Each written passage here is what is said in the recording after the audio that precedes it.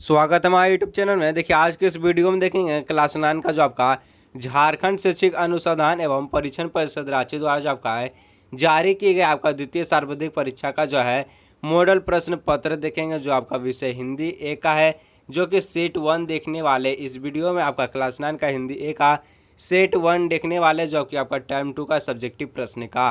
तो इसलिए वीडियो पर अंत तक बने रहिएगा और अपने सभी दोस्तों के साथ इस वीडियो को जरूर शेयर कीजिएगा।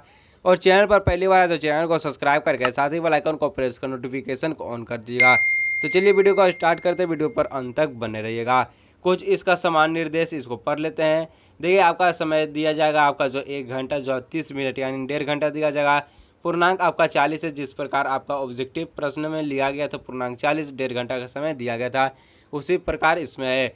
पैटर्न इसमें रहेगा समान निर्देश में देखेंगे परीक्षार्थी जो आपका यथासंभव अपने शब्दों अपने ही भाषा शैली में उत्तर दे।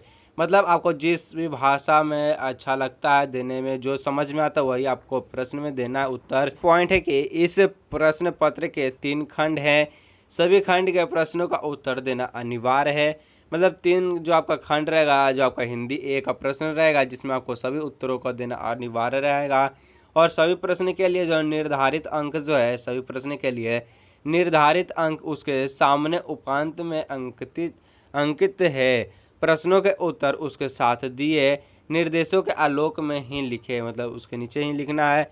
और 2 अंक के प्रश्नों के उत्तर लगभग 20 शब्दों में है और 20 शब्दों में दे। और 3 अंक के प्रश्नों के उत्तर जो आपको लगभग 50 शब्दों में।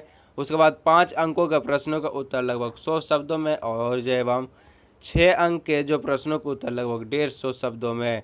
तो आपका जो नंबर वाइज जो आपका क्वेश्चन को मतलब आंसर को बढ़ाना है, 2 अंक रहेगा तो 20 शब्द में देना है, 3 अंक रहेगा तो आपको 50 शब्द में देना, 5 अंक का पूछेगा तो 100 शब्द में, और 6 अंक का पूछता है तो आपको 150 शब्द में देना है। तो देखिए आपका जो सबसे पहले हम लोग देखेंगे खंड का को, जो आपका हिंदी में जो है जो 3 प्रकार का खंड यहाँ पर दिया जाएगा। तो पहला खंड है खंड का, जिसमें अपठित बोध दिया है, जिसको पढ़कर आपको जो प्रश्नों का उत्तर देना है। देखिए जो 6 नंबर का यहाँ से क्वेश्चन आपका पूछेगा, यानी 3 क्वेश्चन जो आपका पैसेज दिया जाएगा, जिसको आपका एक क्वेश्चन का जो 2 नंबर दिया जाएगा, यानी 3 दून आपका जो 6 नंबर रहेगा।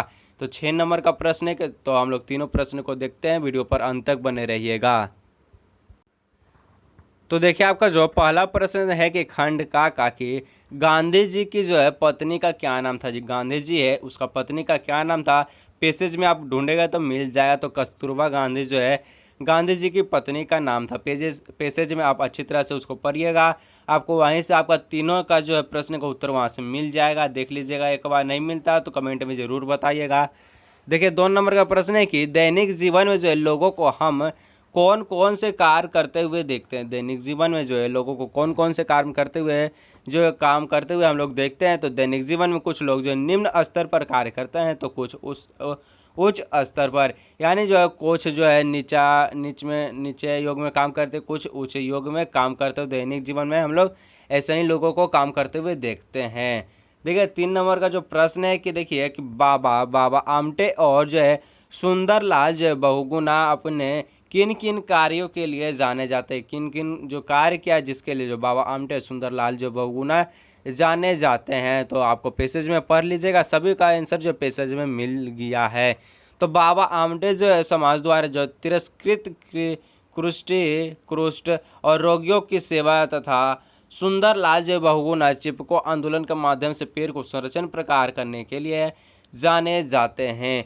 मतलब जो बाबा आमटे जो आपका तिरस्कृत जो रोगियों के लिए सेवा करते थे, और जो सुंदरलाल जो बहुगुणा वो क्या करते थे, चिपको आंदोलन का शुरुआत किया था, जिसमें पेड़ संरक्षण के लिए प्रदान करने के लिए यह सहयोग दिया था। इसलिए के लिए जो बाबा आमटे और जो है सुंदरलाल बहुगुणा जाने जाते हैं। इसी प्रकार आपका जो खंड का जो समाप्त हुआ।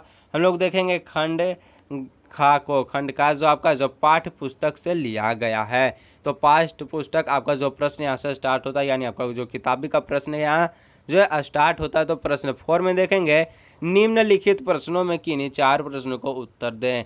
मतलब जो आपको जो यहाँ पर प्रश्न रहेगा, कुछ प्रश्न रहेगा जिसमें आपको 4 प्रश्नों को उत्तर देना है। तो चारों को देखिए आराम से और समझिएगा। तो देखिए आपका जो पहला प्रश्न है कि बालिका मैना ने जो है सेनापति है को जो है आपने कौन कौन से तर्क देकर महल की रक्षा के लिए प्रेरित किया। ऐसे कौन कौन सा तर्क दिया था जो अपने रक्षा के लिए जो है सेवा रक्षा के लिए प्रेरित किया था। तो देखिए बालिका जो है मैना ने जो अपने पिता के महल की रक्षा के लिए निम्नलिखित तर्क दिए। पढ़ेंगे हम लोग बारी बारी से। तो पहला तर्क क्या था, तो मैना ने क्या किया, तो मैना ने अंग्रेजों के विरुद्ध जो है सहस्त्र उठाने वाले को दोषी बताया तथा कहा कि इनमें मकान का जो है क्या दोष है। यह पहला था। दूसरा था कि मैना ने तर्क दिया कि महल को गिराने से सेनापति किसी उद्देश्य की पूर्ति ना हो सकेगी। दूसरा है यह कथन जो है यह स्थान जो है मैना को बहुत प्रिय है। तीसरा में देखेंगे अंत में जो है मैना ने सेनापति है को अपना परिचय देकर कहा कि उनके पुत्री मेरी सहेली की रक्षा करनी चाहिए। उनकी जो पुत्री है मेरी की जो सहेली है की रक्षा करनी चाहिए। मतलब जो है जो मैना था उसका जो सेनापति के पुत्री का जो सहेली थे। तो इसी प्रकार ये 3 तर्क यहाँ पर बताया है। तो तीनों को नोट करिए कॉपी पर और याद जरूर करिएगा। 3 नंबर का प्रश्न पूछता है कि महादेवी वर्मा जो है उर्दू फारसी क्यों नहीं सीख पाए, जो कि उनके घर में जो है सीखे गए थे।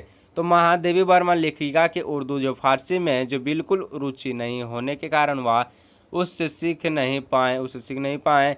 इसलिए लेखिका को जो बचपन में उर्दू पढ़ाने के लिए जब मौलवी रखा गया तो रोका गया और वह जब घर में आए तो लेखिका चारपाई के नीचे छिपी गई। तो मौलवी है उनको जो है घर में जो है देखिए जो आपका जो महादेवी वर्मा को जो है उर्दू पढ़ाने के लिए भेजा गया। तो क्या की, तो चारपाई के नीचे जो है यानी जो आपका चौकी खटंग उटंग हो गया उसके नीचे जो है वो जाकर छिप गई। कौन? महादेवी वर्मा।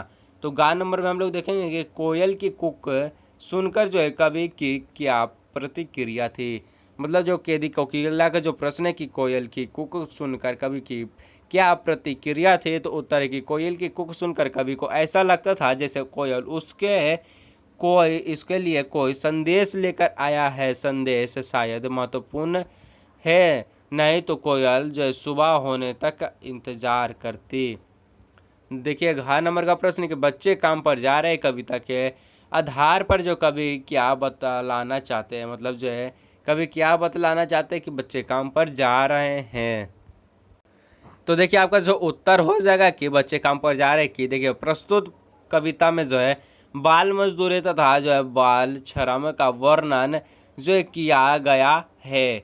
कवि ने बाल मजदूरी के कारण बच्चों से उनका बचपन छीन जाने की पीड़ा को जताने का जो प्रयास किया है। कवि यहाँ उन सामाजिक व आर्थिक परिस्थितियों की ओर जो है हम सबका ध्यान आकर्षित करना चाहते हैं कि जिनके कारण जो बच्चे अपना बचपन को खो देते हैं, उनकी शिक्षा नहीं हो पाती है, वे बाल मजदूरी करने पर विवश हो जाते हैं।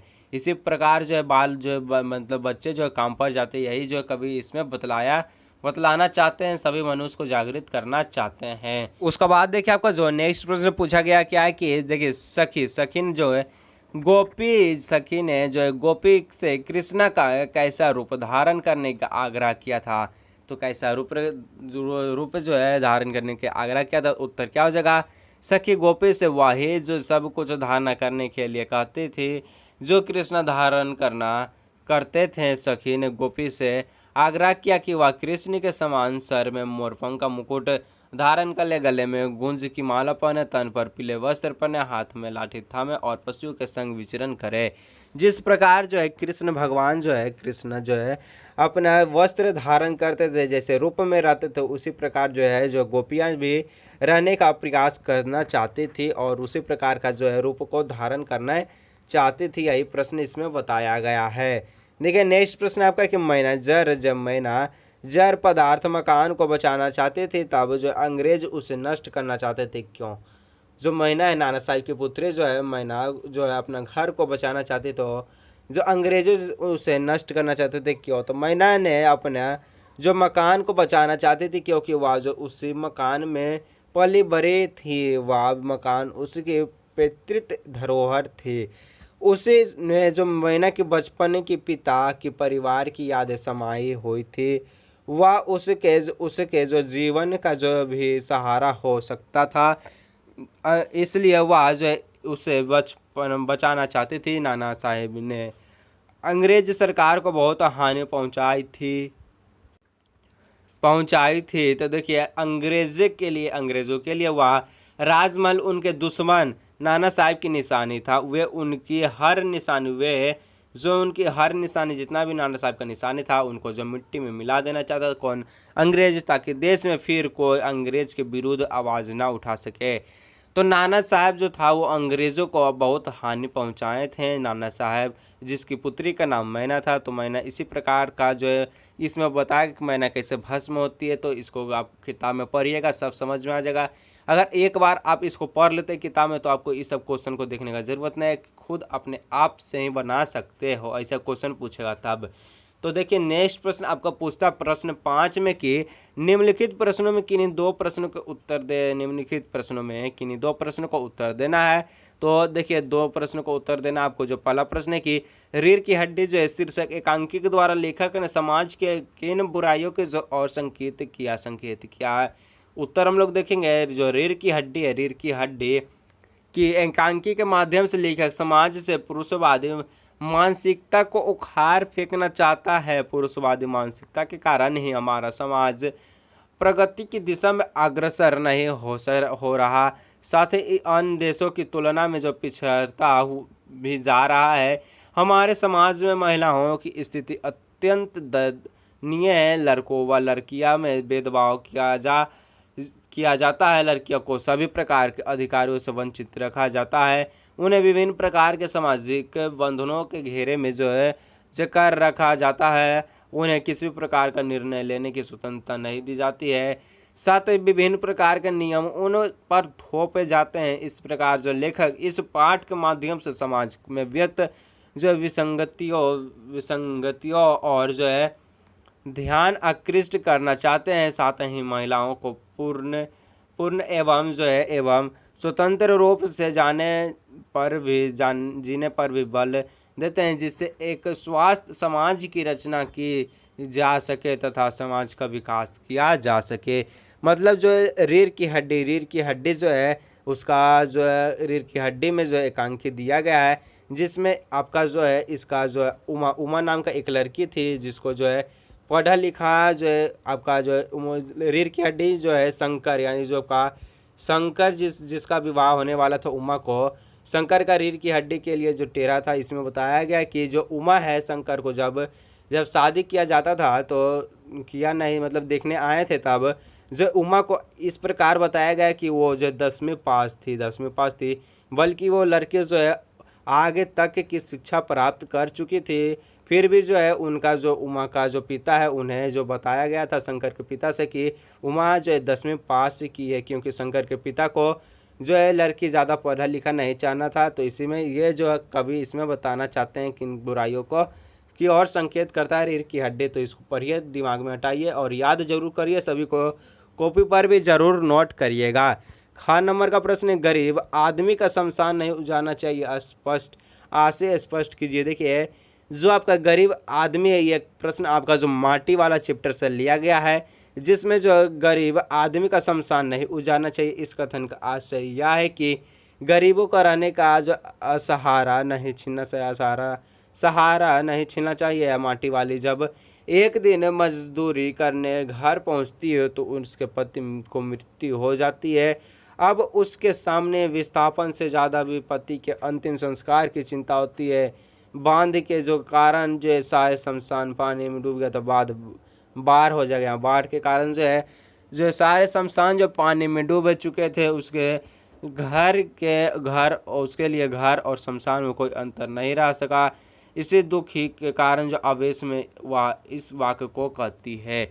मतलब जब माटी वाली एक दिन जो आपका अपना काम कर घर लौटती है, जिसमें उसको कुछ रोटियां दी जाती है, तब वो खुशी खुशी अपने घर को लौटती है। और जब वो अपने पति को छूती है तो उसका पति जो है मर गया होता है। इसी में इसको बताया गया कि उसका पति भी मर चुका है और उससे जो है उनकी अंतिम जो है संस्कार की चिंता होती है, जिसके कारण जो बाढ़ के कारण शमशान भी जो है पूरा डूब चुका था। तो वो शमशान में कैसे अपने पति को दहन करेगी। इसमें बताया गया कि शमशान को नहीं उजाड़ना चाहिए, गरीब का शमशान को। देखिए, नोट करिए, याद करिए, समझ में आता है तो कमेंट में बताइए, नहीं समझ में आता है तो फिर से मैं वीडियो बनाऊंगा और अधिक से अधिक समझाने का प्रयास भी करूंगा। तो समाज में जो महिलाओं को उचित गरिमा दिलाने हेतु आप कौन कौन से प्रयास कर सकते हैं? उत्तर हो जाए, समाज में महिलाओं को उचित गरिमा दिलाने हेतु सबसे पहले उन्हें जो है शिक्षित बनाना जरूरी है। तब जब तक महिला शिक्षित नहीं होगी, वे ना तो अपना विकास कर सकती और ना ही जो है देश की प्रगति में अपना सहयोग दे पाएंगी, और ना ही उनमें जो आत्मविश्वास जो है पैदा हो पाएगा। किसी भी व्यक्ति का जो व्यक्तित्व का प्रभाव होने के लिए उसमें आत्मविश्वास का होना बहुत जरूरी है। नारी को पुरुष के समान अधिकार समान दिलाने के लिए समाज को जो जागरूक किया जाना चाहिए। महिलाएं किसी भी प्रकार के मायने में पुरुषों से कम नहीं है। महिलाओं को आत्मरक्षा के विभिन्न उपायों के एवं कौशल का ज्ञान करना चाहिए, जिससे वह जो अपनी रक्षा स्वयं कर सके समर्थ हो जाएंगी महिलाओं के कल्याण के लिए जो सरकार द्वारा बनाई गई सभी योजनाओं को लागू करवाने की कोशिश करनी चाहिए और हर एक महिलाओं को उसका फ़ायदा मिलना चाहिए। हमें जो यह भी याद रखना चाहिए कि यदि महिलाओं विकसित और उन्नत नहीं हो तो देश के उज्जवल भविष्य को कामना नहीं किया जा सकता है। मतलब कि जो इस प्रश्न में यही बताया जाता है आपको कि महिलाओं को भी समान जो दर्जा दिया जाए, जिस प्रकार जो है पुरुष को दर्जा मिलता है उसी प्रकार महिलाओं को भी दर्जा मिलना चाहिए, क्योंकि महिलाएं भी पुरुष से कम नहीं है। अगर पुरुष भी खा कमा सकता है तो महिलाएं भी कमा भी सकता है और घर को भी चला सकता है। इसलिए जो है महिलाओं को जो है नीचा नहीं समझना चाहिए, ना ही उसमें अंतर रखना चाहिए। तो आप भी अंतर मत रखिए, क्योंकि जो है महिलाओं पुरुष दोनों एक समान के, दोनों को एक समान आपको दर्जा देना है। तो खंड हम लोग अब आ गया गा में क्या है तो रचना है। तो 6 नंबर का प्रश्न में कि 4 दिनों के अवकाश है तो प्रधानाचार्य को जो एक आवेदन पत्र लिखो, जिसमें आपको 4 दिन का छुट्टी दिया है। उसको लिए आपको जो है प्रधानाचार्य को जो है अवकाश के लिए, छुट्टी के लिए आपको जो प्रधानाचार्य को जो है पत्र लिखना। तो कैसे लिखेंगे देखेंगे इस वीडियो में। देखिए, हम लोग सबसे पहले क्या लिखेंगे, सबसे पहले लिखेंगे सेवा में लिखने के बाद श्रीमान प्रधानाचार्य महोदय। प्रधानाचार्य महोदय के बाद क्या लिखेंगे, उच्च विद्यालय, कौन विद्यालय में पढ़ते हैं विद्यालय का नाम लिखिए, किस भी विद्यालय में पढ़ते उस विद्यालय का नाम लिख के उच्च विद्यालय जोड़ दीजिए। महोदय के बाद क्या लिखना है आपको, सभी ने निवेदन यह है कि पिछले 2 दिनों से जो मेरा स्वास्थ्य ठीक नहीं है, बार बार जो है बुखार आ जा रहा है, डॉक्टर ने आराम करने की सलाह दी है।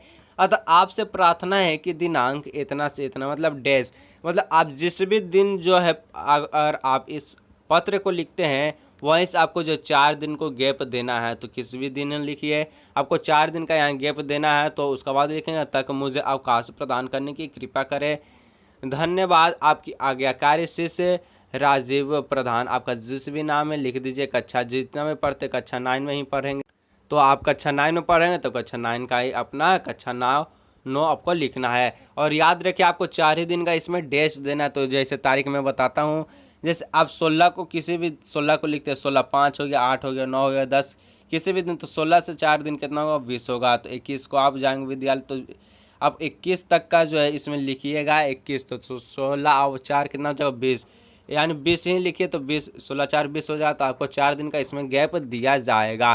तो इसी प्रकार आपको जो डेट को लिखना है ताकि उसमें 4 दिन का गैप हो जाए, ज़्यादा दिन का नहीं।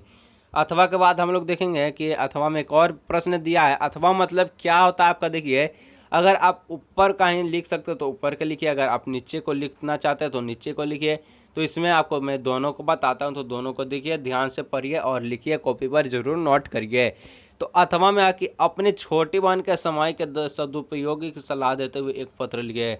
समय का जो है सदुपयोग कर रहे हैं उसके लिए आपको जो है छोटी बहन को जो है पत्र लिखना है।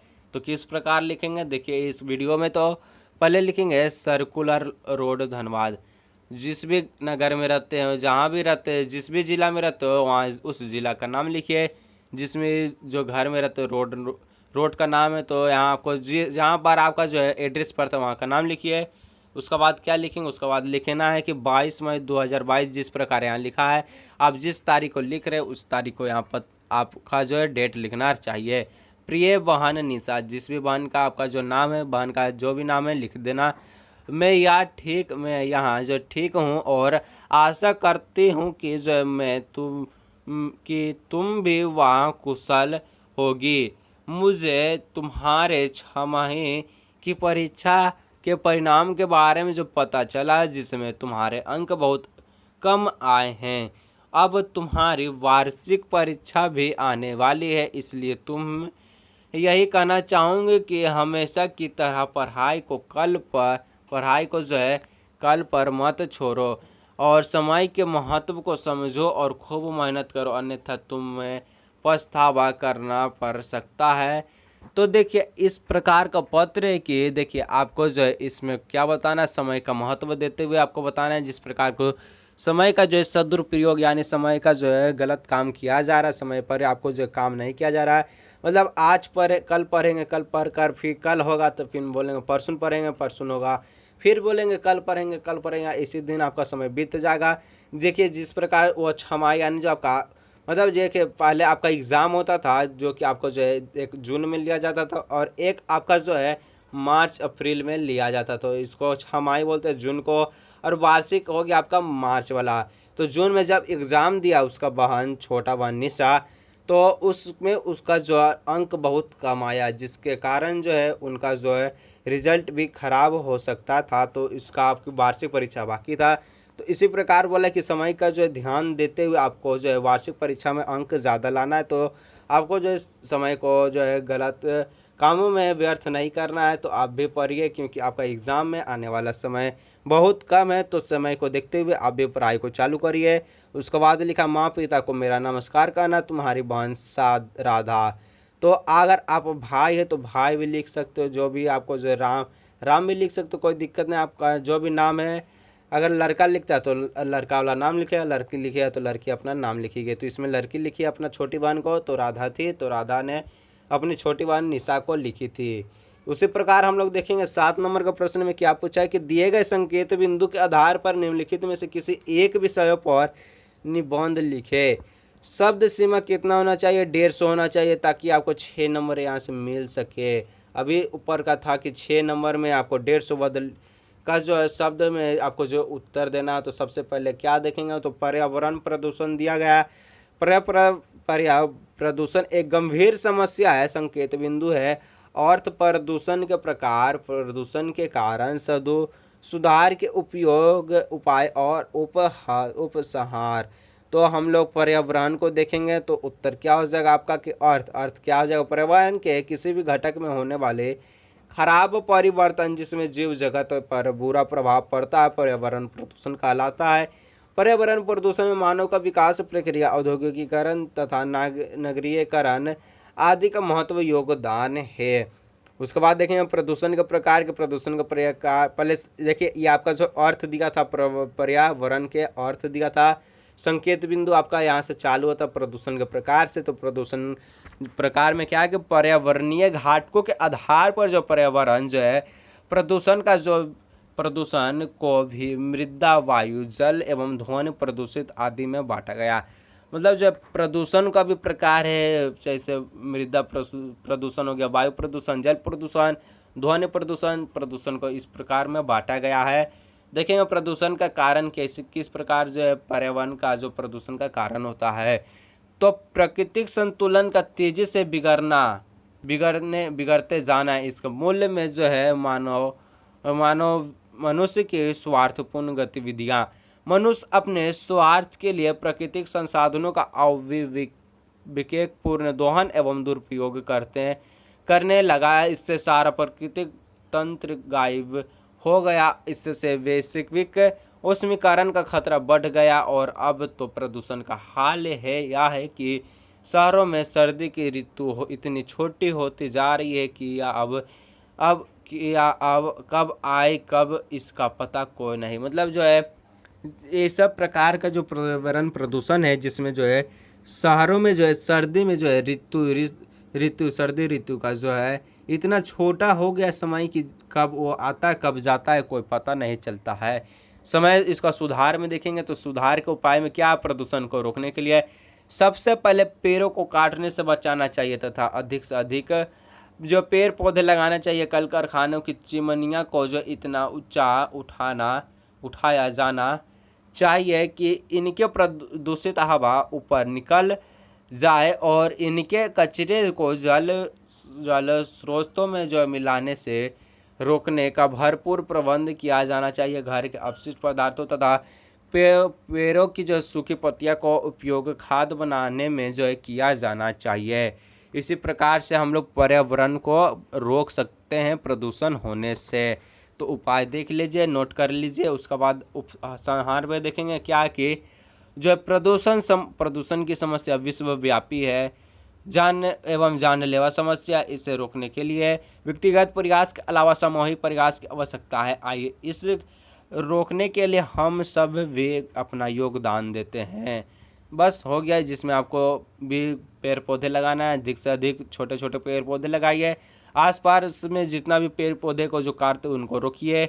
और जो आप घर का सामान को, भीगा हुआ सामान को अच्छी तरह जो है आप जो आपका घर की और जो है गाड़ी वाला आता है कचरा वाला, उनमें आपको दे दीजिए।